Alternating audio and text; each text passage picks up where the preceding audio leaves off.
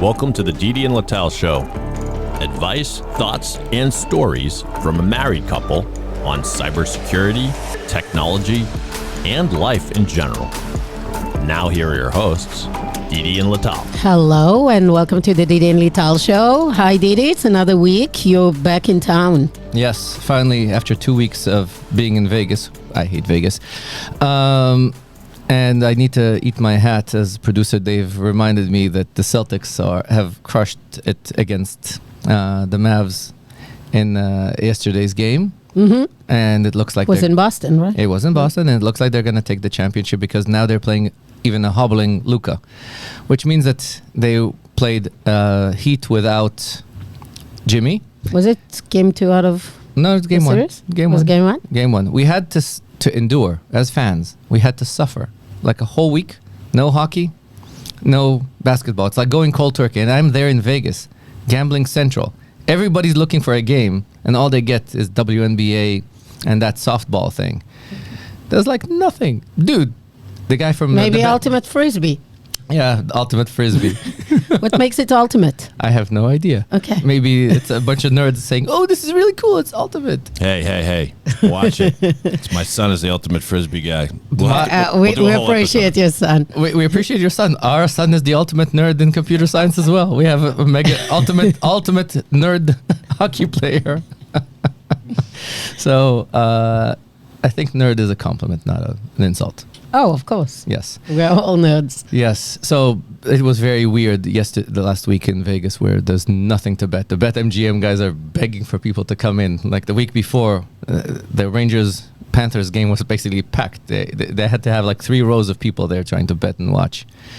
So it was a very weird week. But I guess Wick, that's the guy from the Celtics, probably sold his soul to basically have a whole bunch of injured stars on the way because the Celtics have played nobody to get to the championship. Hopefully they won't choke it away because this will be the most embarrassing choke ever. Yep. But I did say Tatum is still a choker because he did nothing yesterday. And Jalen and Drew basically carried the team. Okay. Don't forget the unicorn. No, don't forget that. Porzingis. Oh, he killed it. He killed it. Basically, putting him in what's called a cotton Bubble wrap. Bubble wrap. Yeah. For like three rounds, then unwrapping him for this series. This was a stroke of genius or luck. Anyways, we wanted to talk. But I was at conferences. Yeah, me too. I mean, we wanted to have an episode of summarizing everything we heard, learned, and see in the previous few weeks in the multiple conferences we attended. Yes. So I've learned the most important thing. Yes. Is that winners are winners and losers are losers. You know why? Because the keynote for Cisco Live, who was in the keynote of Cisco Live, what gets me out of bed to stand in line? What time of the day was it? It was 8:30. Really? Yeah, but I had to get there like at 8 to get at the seat inside the dome where he was showing Tom Brady. I had to endure. So Cisco spent the money to get not only Elton John live, yes, not only, but also Tom Brady. Tom Brady. Wow, that's Yes. like the only conference I wasn't in, and I guess that was worth it. Yes. Had I been there. So to give you a sense of Tom Brady and to give you a sense of the competitiveness, I'll start with Chuck Robbins, our CEO, is a Falcons fan. And he tells a story that he was sitting there in dinner, and right next to him was Bob Kraft. And the guy that was with him in dinner made the introductions. And he says, "Hey, this is Chuck Robbins. He's a Falcons fan." First sentence Bob Kraft tells him is 28-3. First sentence he tells him, 28-3. That's competitiveness. Mm-hmm. Before Tom Brady came on stage, my boss, Tom Gillis, and the Tom Casey from Splunk were on stage. So basically Chuck tells him, "Hey, Tom, there are 3 Toms here. We're going to do a competition." He says, "There's no competition. I'm going to win." This shows you state of mind. There are people who compete. And when we were talking, there is Tom Brady who competes. About and there everything. is the rest of the world. Tom Brady competes about everything. Yeah. Everything. And he takes it seriously. He gets like a serious face of like, yeah, I'm going to kill the other two. And he's going to build a company. I mean, listen, what is he going to kill them? it doesn't matter. No, they were competing in popularity on who is the more popular Tom. Oh. No, forget- CEO of Splunk. Okay, listen, cool. Don't forget, it is a nerd conference. There were a whole bunch of Still. people. There were just CEO of Splunk, the most loved company on earth. Listen, there was 4 of us with 12 jerseys and 1 million people that came to Cisco, and there were like I had to explain to the whole Israeli sales team who is Tom Brady, and I told them it's not your fault that you're retarded and you live in the Middle East. I don't think you're supposed to use this word. I'm not supposed to use that word. It's not. But I was talking to Israelis, so You didn't say the word, you said it in Hebrew, which is still fine. exactly. I said it Okay. in Hebrew. Yeah. Yes. So, On behalf of all the special needs parents out there, you're forgiven, Didi. Thank you. Momentary lapse. Yes. Well, it's really hard to explain David, the thing in Hebrew. I think he understands. Yeah, We can move on. We can move on. But the thing is that there were a lot of people that didn't know who Tom Brady is, but his presence was so intense. It's like super, super, super intense. So what did you learn from Tom? That apparently he takes even retirement very seriously. And What is his plan? one of the things that was really interesting, he was talking about the easy path versus the hard path.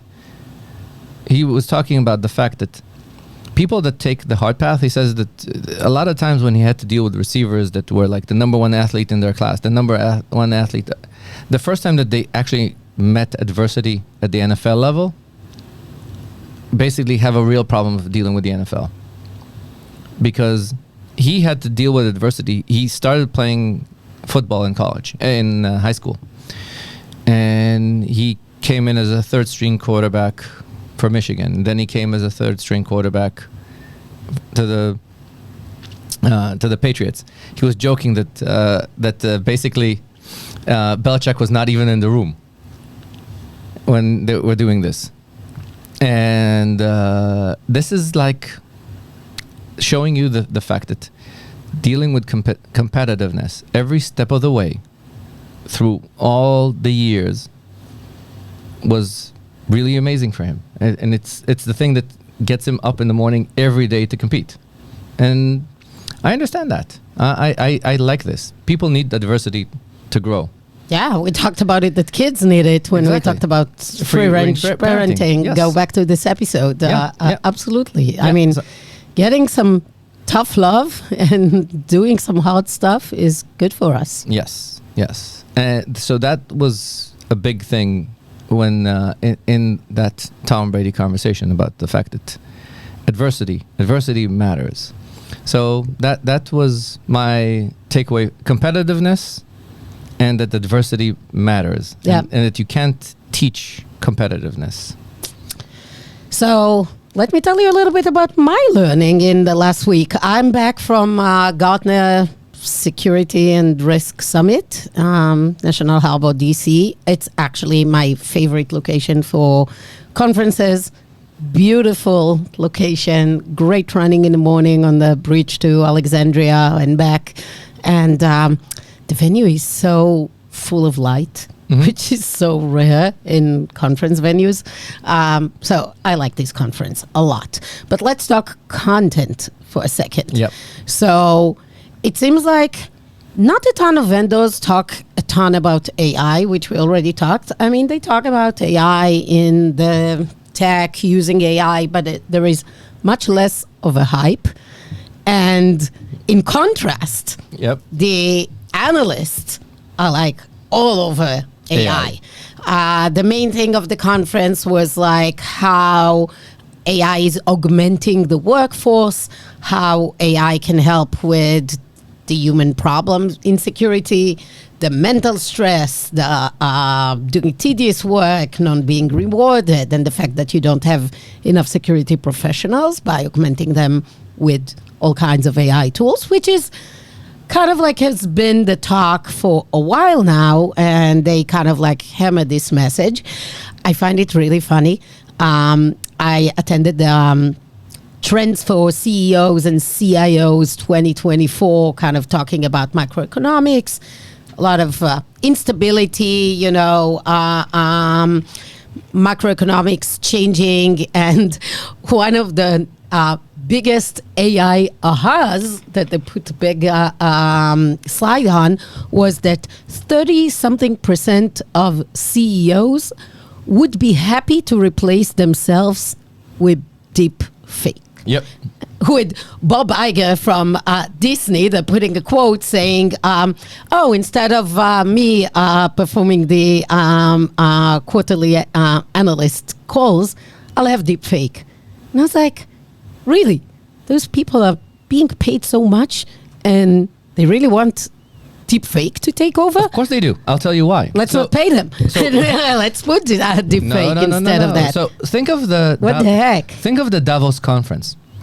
All the CEOs of the world... Coming to have a kumbaya moment. Coming to have a very expensive kumbaya moment. Flying with private jets. Yeah. Making more damage to the environment. And then talking about the environment. Yes. Of course. Yes. And all the damages of AI, but then they want to put deep fake of themselves instead of showing up to the earning calls. Actually doing their job. Yeah, showing up to talk with the investors. Yes. What the heck? Yeah, but keep in mind, Bob Iger is the butt of almost every joke. Even South Park made an episode about the Panderverse, and basically he's the butt of all those jokes. So be aware of that. Bob Iger is a joke in the industry. He's the guy that turned the company into billions and was able to lose those billions. Well, we all know what happens to Disney in today's world, and exactly the creativity that they had that just poof went away. Yeah.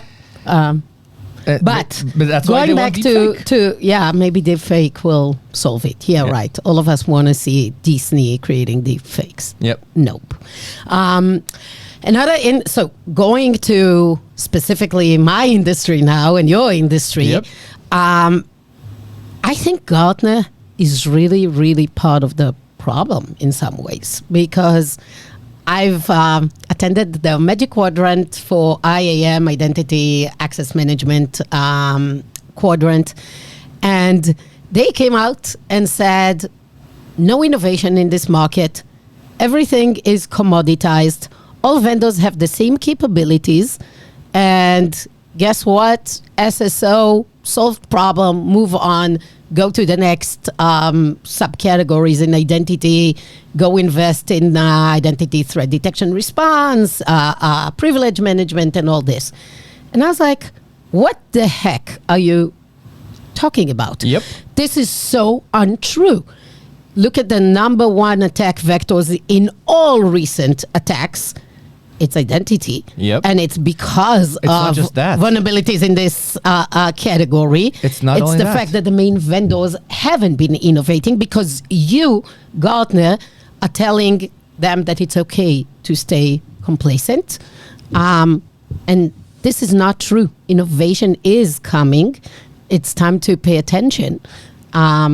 We just launched a week ago our Secured by Design SSO, really secured by design, not just built on passwordless from the ground up, so that things can be actually proven, hardened, and not phishable. And it's crazy that somebody like Gartner says to people, you don't need to think about this category, move on. So you need to think of, you remember the follow the money rule? Of course. Who pays Gartner the most? It's big customers. No. Yes. No. Microsoft. Microsoft. From the vendor side, yes. But they claim, I don't know if it's true or not, but Gartner claims that they make more money from members, from companies paying their services than the vendors. I don't know. I mean, I don't see the annual report. Microsoft. Well, sure. Microsoft owns a chunk of Gartner. And that's why they show up on any MQ as the top right, of exactly. course. So, listen, Anne, love you, mean it. Scared of you too, slightly. I don't want to fuck with Microsoft, but Microsoft is leading this. So there's two things in the IAM space that the analysts are saying all the time, and both of them are pure bullshit, like massive bullshit that contributes to massive problems. One is use the package, don't use the specialized vendors. That means that if you have Microsoft, use Microsoft everywhere. Microsoft IGA is a piece of shit. Microsoft ITDR is a non-existent marketing hype because they don't have anything. They just duct taped a bunch of Israeli acquisitions that barely talk to each other. And Microsoft PAM is a feature that's 5 years behind. And passwordless doesn't work. And passwordless requires you to have Intune to work, to make it work. So it's not true. So they tell you to use the package, and that's driven by Microsoft. It's actually not driven by Okta. I thought the main beneficiary of this is Okta. The main funder for this is Microsoft, and both of them have not innovated in SSO in years. Of course, why should they? Because if you have Gartner saying no need to innovate, and all good, and you have to innovate in solved SSO. and done. It has to be device trust based. SSO has to be device trust based, not to have and continuous checking. You cannot have the session continue forever. And it's not just that. It's think of the following thing. Let's say you have the best MFA in the world. Let's say Microsoft has the best MFA in the world. Everything in their world relies on a cookie, which is easily stolable. That's why it's called phishing resistant factors, not phishing proof factors, because they completely detach from device trust. You need to have the strong device trust. It needs to be hardware driven and not software driven. It needs to be hardware driven. It needs to be real, and it needs to not be based on a cookie. Yep. And that stealable, movable. Exactly. So no secrets. Exactly. No parts. The other thing that they're not talking about is the session killing. You can't kill a session. If I go to Salesforce and say kill the session from Microsoft, Salesforce will say okay and never kill the session. So you need to put in things like R. When I say ours, I mean Cisco's secure gateway or Zscaler or something like this to control the packets, because the packets you can kill the session and say goodbye, you're gone. And right now there's no session killing without SSO, and I think SSO and at least in the foreseeable future, companies like Talon for Palo Alto or Islands for us or our secure access, the secure browsers or the secure access or some kind of browser plugin is the only way to kill sessions effectively and make sure that the sessions are dead. Because otherwise, and this is the places where you will innovate. Now, I was a beneficiary of the fact that Microsoft is pushing BS because the whole ITDR space exists because of the fact that the base technology doesn't work, so you need to detect and respond instead of protect from the get-go. Exactly. Secure from the get-go. It's like saying I'm going to invest in a lot more security cameras versus a working lock. Yeah. First have a working lock, then have that. Yeah, which is another trend that they're pushing. They definitely said detection and response is the most important thing to invest in. That's which has been forever. They've been talking about it. That actually caused all the SOC analyst fatigue that they're now talking about. Let's now use LLM to remove it. If we actually had good protections, yes, we would have less of false positives, fatigue, all those issues. So this is like a mantra they've been doing and making it the whole thing worse. And now they're like, oh, AI will come to save you. Yes. The other thing that, and this is where I think the fact that Enrique left, Enrique was an amazing... I actually saw him at Gartner. Yes. I love Enrique. Yeah, he's awesome. He's now in Savient, and if you give the chance to listen to his talks, go listen to his talks. One of the things that he was pushing for is that you need an ecosystem of controls. And I like that ecosystem of controls message because he says you need to have KIM, that's the entitlement management, and you need to have ISPM and ITDR. And the combination of all those things together with a strong SSO actually makes the solution better. Because what it does, at least from my view, if you want to start, you need to start by cleaning up. You need to do like the eat your greens and clean your room thing. If you have a lot of users that are dead, you don't know if you allowed the conference rooms to have interactive logins, all that stuff. And that kind of leads to a lot of the things I liked at the Identiverse Conference, which was AI. It was your first week in Vegas before Cisco. My first week in Vegas pre-Cisco was the fact that people were focused on the problems. If you don't do ISPM, if you don't do KIM and clean entitlements and clean user access and have users with no MFA and don't understand the users with no MFA, you don't understand all these controls. By the way, another talk from our podcast is coming soon about exactly this topic. If you don't do all the cleanups, you don't do the hard work initially, you'll be dealing with the need to detect and respond and deal with a lot of the stuff. If there's no ISPM prior to detection, you're getting a lot of noise. And I like the fact that the Identiverse... Maybe for those who don't know the acronym, ISPM? Identity, something posture management. Blah, blah, blah, blah, blah, posture management. And I guess security. Yes. Maybe. And it's cloud entitlements. KIM is cloud identity entitlement management. Entitlement management means that can Latale actually do... does she need admin in Salesforce?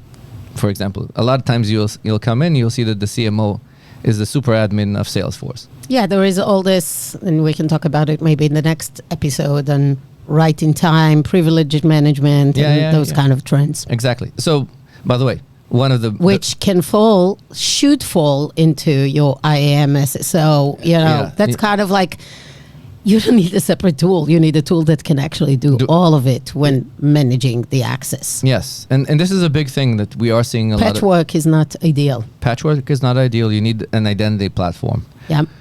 And this has been a big point of this. The other really interesting trend is the fact that people understand that they need a SIAM platform, and that the SIAM platforms, SIAM is a consumer IAM platforms, they need to be consolidated into the workforce IAM. Last year there were maybe 2 SIAM companies in Identiverse. Well, Okta has, right? Okta doesn't have. I mean, No. Isn't Auth0 and Okta kind of like... That's like saying that our friends from Google still have a Wi-Fi solution, which we ripped and replaced because it's a piece of shit. The fact that somebody bought a company, destroyed the company, and still selling it doesn't mean that they have it. Okay. They haven't released a single... Well, I would say you have Duo. Duo is not SIAM. Duo does not play in the SIAM space. We have some SIAM presence in universities, but we're staying out of the banking space of dealing with... And the SIAM space right now, by the way, is very, very clear to be my buddy Reed, who I met and was on this podcast, is very clearly focusing on the B2B2C space. Mm-hmm. And you can see that there are people that are focusing on it's not that you need to protect Didi logging into Bank of America. That's a very much solved problem. You need to focus on Didi as a Cisco employee logging into your Snowflake. Logging into my Snowflake, logging into my Concur, logging into my other things. As a consumer, I am a consumer of those cloud services, but I am not coming in with my personal identity. And building those relationships and setting up... So you're saying it's not necessarily from the Cisco side that needs to be workforce access, but rather from the Snowflake side, managing your access to the Snowflake services. It's linking my workforce identity inside of Cisco to my Snowflake identity inside of Snowflake, because that's a much more secure way rather than me treating this as like a logging in from a Bank of America. Because Cisco IT has invested already billions in making this identity secure. And it's the same thing for Walmart, same thing for Target, same thing for HCL, same thing for Infosys. All those companies have invested a lot in their IAM infrastructure. Piggybacking off of that rather than trying to build everything is really important. And a lot of the SIAM companies are now putting their kind of strength into federation of identity, and to building right entitlements, and building fraud detection into those systems. And this is really interesting. The other thing is very, very clear that while Gartner is not saying this, SailPoint is dead. Right now, my buddy... People still like the services, Nobody likes SailPoint. I don't know. Nobody likes SailPoint. I've been hearing people that still use it. Oh, people use it. But that's like everybody's still using AD. If you ask people what platform they hate the most, what's the biggest headache, they'll tell you it's AD. Everybody uses AD. They're stuck with it. But one of the things that is really interesting is that, for example, Zilla Security has been able to displace SailPoint. Some of our other vendors, smaller vendors like Conductor One, have been able to at least put a serious ding into companies that were considering using SailPoint and are now looking to do something else. Part of the reason I think that Enrique is in Savient is they're hoping to give a ding into SailPoint because they were like the number one solution. Everybody's trying to displace SailPoint because everybody will tell you that they started a SailPoint project and never finished it. Okay. So we're talking about SIAM, we're talking about IGA, we're talking about identity platform, and we're talking about the rise of the identity data engineer, which is what we're doing, the identity graphs. There were at least 4 identity graph companies out there. And everybody was coming in to listen to our talk because of that, because of how to build this, because we were the first to say that you need an identity graph. You need an identity intelligence platform to be able to ask questions. So that's an upcoming episode. Yes. Listen to that. We're giving a promo here. Yes. Okay. What else? What did you learn? You were talking about AI. So AI was almost non-existent in the Identiverse and was a very big topic in Cisco. Cisco even announced that they're putting $1 billion fund into AI. Well, they acquired Splunk. I guess they want to put AI on top of the huge data that they get in Splunk. It's not just that. We bought Armor Blocks, and my buddy DJ is a really good AI person. So we have invested a lot in... What will be different in Cisco's AI play? So here's... so usually I'm not a big fan of keynotes because they're early in the morning and I'm asleep, especially after Vegas, where I'm challenging my very limited liver capability. And one of the interesting things that G2 was showing in the keynote is putting AI in focus, not AI as, hey, we have AI, like some other companies. Mm-hmm. It's actually AI as how we solve a problem. And now you call it a name. So Douglas Adams from Hitchhiker's Guide to the Galaxy used to joke when we call something a technology, it means that it doesn't exist. When you have a car, it's a car. When you have a pencil, it's a pencil. When you call it a technology, it means that it doesn't exist and it doesn't work. One of the things that we were showing is call centers actually need AI because you need to know to tell people to take the calls in the call centers that they're fatigued. You need to know that people are having an escalated call and think of how to de-escalate the call. You need to be able to give the person on the other side a lot of help, because sometimes as you're interacting with a call, you don't know what the other side sometimes is asking for, because think of how many times we have been our parents' IT support, like my mom calling and saying, hey, I need the password for this. No, you don't need the password for this, but you need to... For sure, I can improve the interaction.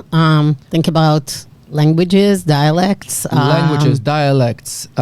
In bringing up documentation faster. There's a whole bunch of these things. Insight about who you are, what are your preference, what did you do before, and kind of like automating this whole thing. So absolutely. So the call center is classic LLM use case. Exactly. And our collaboration tools have a lot of things coming out with AI that are legitimately built with the help of basically industrializing call centers. And this is amazing because this is not, hey, handwave AI. This is real problem, real pain, sure, real numbers, real cost savings. Absolutely. If a And- human being only needs to take care of the escalation level, and all the basic requests, it's not just the annoying chatbot of Delta Yeah. that can handle 4 use cases, basically cancel your flight, change your date or whatever. Yeah. If it can really do multiple things seamlessly, yeah, obviously, it's Yeah. great. Yeah. So that is a real thing that we are coming out with AI about that I really like and I felt inspired seeing, because this is solving a real problem with a real tool, with a real use case, making everybody's lives better. The other parts is actually in sales enablement and sales enablement tools. This is really important because a lot of times, if you remember the walnut commercial of the lady that has coffee spilled on her shirt and she wants to buy a shirt, and you have this process that's very, very painful of giving the customer what they want. What we call a discovery. Yeah. We need to ask her what size of company she has. If it's not buying a shirt, but rather B2B sales motion, how big? What's your procurement? What's your preferred partner to work with? Can we show you? Let's schedule you a demo a week from now. Let's bring the SE. Let's bring the AE. Let's bring blah, blah, blah. Yeah, that's our sales motion. AI with a lot of this to make the PLG motion, to make the customers able to purchase. So Cisco is building tools for sales enablement. That's the thing? No, it's more talking about our own improvement of our own processes. Okay. And this was really, really impactful. I think I found it to be very, very inspiring. It's mainly making the customer experience better through AI, because this Less is stupid. exactly because right now navigating, think of the churn inside sales organizations. Sales organizations have very ephemeral workers. Maintaining the good relationship with the customers through tools that allow you to have this was really inspiring. I think making customer success better through AI, I think, is really good. Just reminds me of something that I found that was, really interesting. I heard a podcast about the decline of Starbucks in America and how they rely now on China's growth. But the story was that the app experience at Starbucks is so clunky that people will just get frustrated about the app and just throw it away. And I'm not a Starbucks drinker usually, so I don't know much, but actually the last few weeks being in a conference and so I use the app. It sucks. It really sucks. I don't know why. It's I'm in DC and it automatically showed the store in Wellesley, Mass. It's all this kind of stupid stuff that the user experience is less than ideal. And it could get me to kind of say, hell, I'm not going to have my coffee in the morning. You know who has a great app? You'll say Dunkin. Of course, Dunkin. Of course, Dunkin. I don't know. I didn't try the app. I never buy the Dunkin. Well, Dunkin in conferences in the Northeast, you use the Dunkin. But actually, apparently, the kind of mother company of Dunkin is a customer of us, and I met somebody that runs the identity, and it was a very interesting conversation. Yeah. The Dunkin team. So it's called Inspire Brands. The brand. We talked to them as well to excellent company, really interesting. Our friend David made the introduction because they were security source customer. So they're working with us, and it's really interesting. So So Dunkin actually knows what they're doing, and that's why Dunkin is growing. By the way, the other thing I was thinking about, the Dunkin experience versus the Starbucks experience. So Starbucks put in these conferences these mega stores. Dunkin would have put 5 little nook holes rather than having this 5 mega stores. They would have put the mega stores have huge line that you can never get to, and you order online and they cannot make the online drink. It's 35 minutes wait for your online. Versus a Dunkin experience where you'll have 5 little tiny branches and stand-up stores and little carts, and then you'll have distribution of the lines. So, yes, experience Vegas, get more Dunkin, leave Starbucks. And Dunkin I also, guess it's and Dunkin, franchising. Dunkin, by the way, has another advantage. Tom Brady, Matt Damon, and Ben Affleck wearing that stupid thing. Maura Healey wearing that stupid thing was even more ridiculous. It's That just the idea of it still burns my eyes. Like, seriously, that was so bad. Yes, and somebody poked Tom Maybe Brady. producer Dave can find us the visual for those that watch us on YouTube of Mara Healy wearing a Dunkin. I'll quote the real one where we have Tom Brady and Matt Damon was telling him, "Hey Tom, how does it feel to be the third most famous person in the video?" Not because people will know J-Lo more, people will know Affleck more, people will know Damon more. Maybe. Yes. Yeah. So, well, anything else? Yes. Oh, we conclude. No. There's one. People need to suffer more. We will need to suffer more. The Sphere.